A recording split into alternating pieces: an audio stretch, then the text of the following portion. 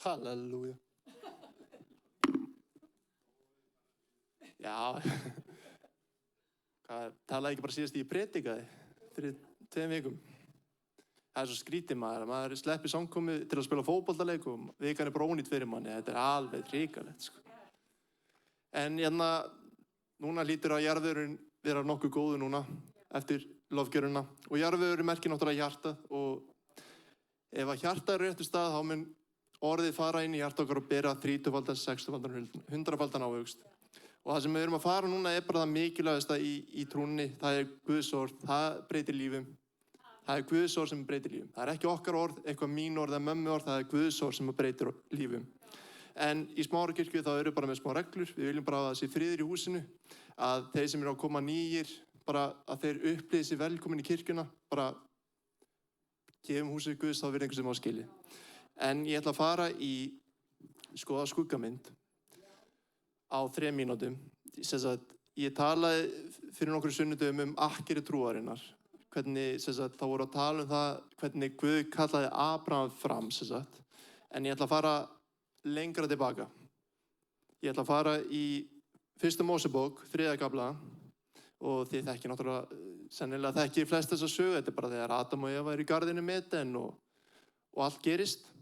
Adam og Eva eru í garðinum, í aldigarðinu með Eden og Eden því í paradís og þeim er gefið frelsi á þessu stað.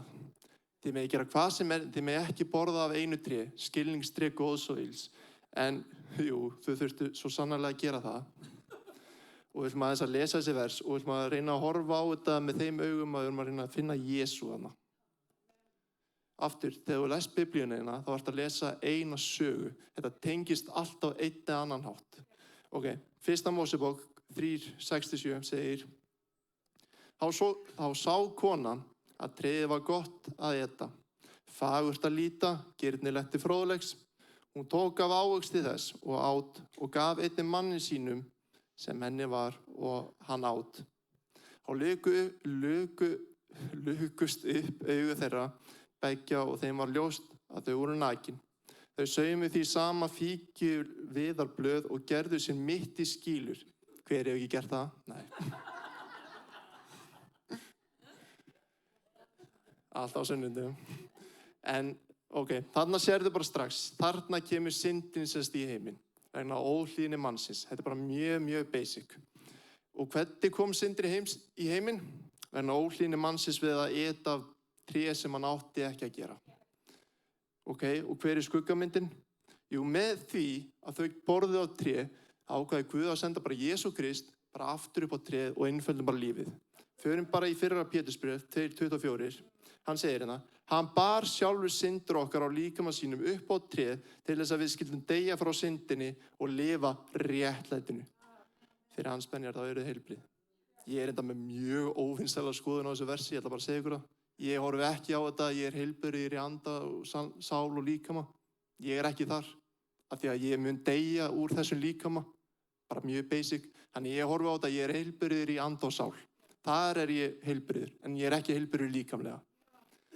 Eru þið sammála með það? Þið eru... Ok. Það er svoleiðis. Jæja, þetta er bara túlkunaratriði. En ég vildi bara koma þessu inn á. En ok, þarna sérðu bara, syndin kom samkvæmt því að maðurinn tók að tré, en Guð bara sagði við bara setjum þetta aftur upp á tré. Við erum bara einfalda lífið. Syndin er ekki lengur í þér, heldur hún komin aftur upp á tréð og Guð segir í Hebreabréfinu 8. kafla, Guð muni aldrei fram að minna syndaðinuna. Hversu flókið er þetta? Þetta er ekkert flókið, en þetta er rosalega dýpt í þessu hjá Pétri. Og lifa líka réttlæti. Það er ekki verið að segja að þú megi lifa á hvernig sem er, af því að núna er náðin svo mikil og syndin er ekki lengur í heiminum. Nei, hann segir, lifðu í réttlæti, sem þýðir, lifðu rétt í augum Guðs. Það er ekki flókið. Það er ekki verið að byggja til eitthvað svona kerfi í kringum. Nei, lifðu bara rétt. Það er ekki flókið. Lifðu bara rétt. Galatíabréf 3:13 segir Páll svona: Kristur keypti okkur undan bölvulögum með því að taka á sig bölv þess fyrir okkur. Því að ritað er: bölvaður hver sá sem á tré hangir. Jesú var hengdur á krossinn og taka á sig dóminn þess fyrir okkur. Þetta bölvun merkir nefnilega á grískunni Kadara og merkir einfallega að dómurinn hafi farið yfir á Jesú Krist. Hann sem þekkti ekki synd, varð synd okkar vegna, til þess að við erum réttlæti Guðs í honum. Þetta er lifandi fagnaðarerindi sem við eigum að boða öllum. Þetta er svo dásamlega einfalt að það geta allir skilið þetta. Syndin sem kom í heiminn vegna óhlýðni mannsins, ok, Guð bara einföldum þetta, setjum bara aftur upp á tréð. Þetta er ekki flókið. Svona er þetta. Fagnaðarerindi. Herru, takk Jesús fyrir náð.